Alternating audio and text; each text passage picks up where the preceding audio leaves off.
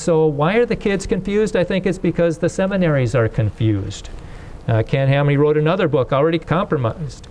Christian colleges took a test on the state of their faith, and the final exam is in. And so what they contacted 200 Christian colleges and universities, and they wanted to survey the president and the deans of the academic science and theology. And they were able to do 312 surveys. And this is what they found. They found 23% do not believe in the inerrancy of the Bible. 39% do not believe in a 24-hour day creation. 43% do not believe in a worldwide flood. And 49% believe the earth is billions of years old. Okay, so let's talk about that. The students, the Bible says that all the high hills under the whole heaven were covered with water. Forget about it. It's not a worldwide flood. It's a local flood. So they're starting to redefine, and day, that's millions of years, redefine the terms.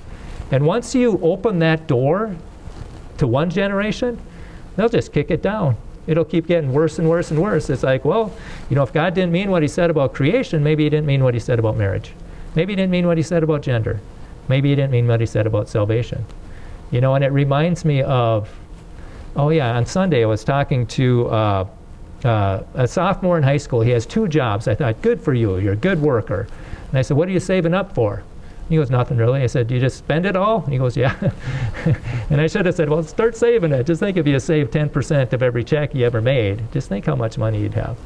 And he also said he had a car, and his dad said, well, if you do something to make the insurance rates go up, you have to pay. And if you get in an accident, you have to pay. And I said, you must be a pretty cautious driver. He said, yeah, but I still go 90 and a 60.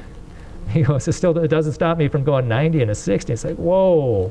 And then somebody said, yeah, they could take your license for that. But my guess is his dad speeds. If you show him it's okay to speed, well, where's the line?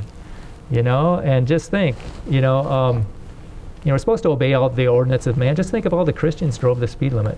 Because the faster you go, the less mileage you get. And now with $4 gas, that might be a consideration.